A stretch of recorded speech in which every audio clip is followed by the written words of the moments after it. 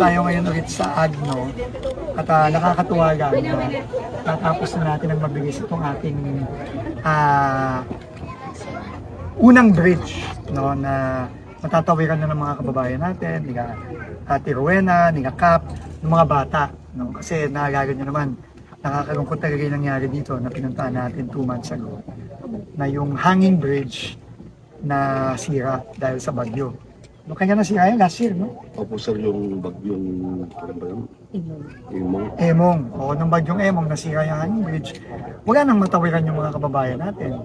Tapos, yung mga bata, kailangan pa magbangka, nagbabayad, 20 pesos. Yung mga kababayan natin na gusto kang tumawid para magbenta ng mga bentahin nila, tatawid pa sila, magbabayad sila. Tapos, nagtulong-tulong na lang sila, Kap, tsaka yung mga residente, nagpagawa ng kawayan na bridge, yung bamboo. Nakakatakot naman kasi kita niyo naman, isang bagyo lang, sira yan. At agaw buhay pa. Tapos naalala ko, pinikwenta pa ako ni Ate Rowena noon na yung nanay niya namatay, binangkapan nila yung bangkay ng nanay niya, no? Dahil walang matatawiran. So nakakaawa talaga yung dinaranas ng mga kababayan natin dito. At hindi lang dito sa Agno yan, ang daming mga lugar sa Pilipinas na may mga ganitong problema. So ngayon, ginawa natin ito, matibay na, maayos na, pero gagawa pa tayo next year ng isa pang mas magapad na tulay para pati tricycle at mga 4-wheel vehicle na maliliit, pwede na rin dumaan. So kailangan ganitong gagawin natin. Kasi hindi biro. Kaya minadali talaga natin to, itong unang bridge minadali natin kasi tag-ulan na naman, tapos pasukan na. So nakakatuwa naman, nagagamit na rin to ng mga estudyante natin. No, yung mga batang musmos na meron pang nahulog ata dito. No? Motor sir, Yung motor, may nahulog pa. So, kailangan nga talaga bilisan yung trabaho. Nagpapasalamat tayo kay Regional Director, dun sa ating mabilis na kontratista, na nagawa to ng mabilis. Talagang pinamadali ko to, kasi magtatag-ulan na naman eh. Pag nagtag-ulan dito, sigurado yung kawayan na yon, sira yon. Isang ulan lang na magkakasira na yon. So ngayon, at least, meron ng madadaanan habang hinihintay natin pa yung mas malaking bridge. No, na madadaanan na rin ng tricycle at ng masasakyan. Just to confirm lang po, Sec, ibabalik niyo po ba yung ipinondo po ng mga residente dun sa paggawa ng pansamantalang tulay? Ibabalik natin. No? Ibabalik natin.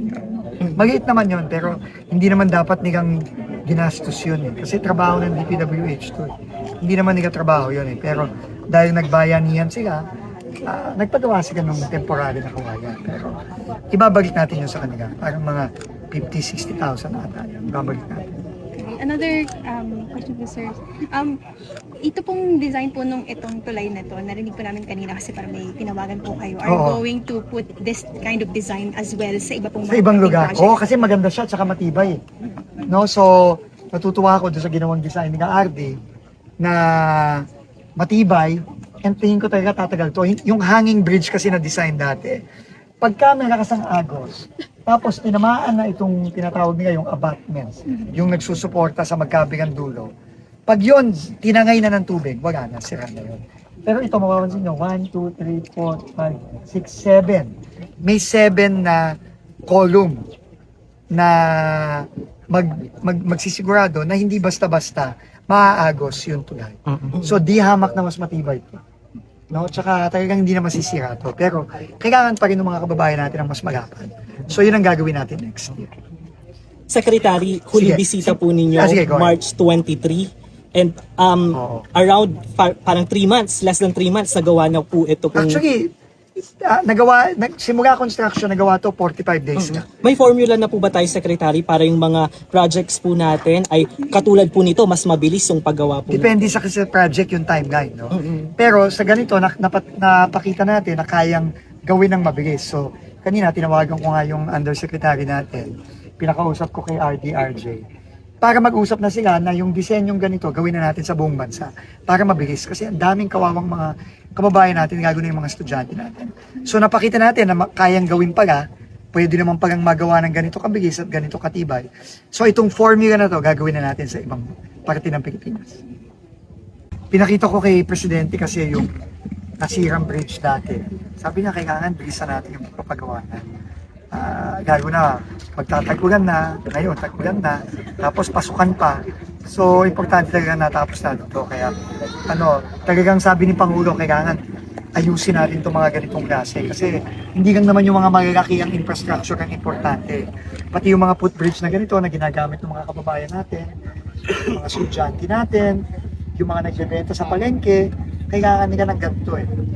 No, kasi pagka ito nakalimutan natin, talagang ang laking perwisyo sa kanila. So, ang sabi niya po Presidente, talagang gawin natin ito na mabilis. So, yun po ang gagawin natin. Sige po, so ganun po siguro.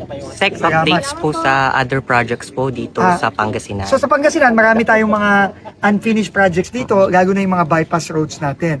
Yung Villasis Rosales, yung Salingayen, nanggaling din tayo sa Dagupan kanina.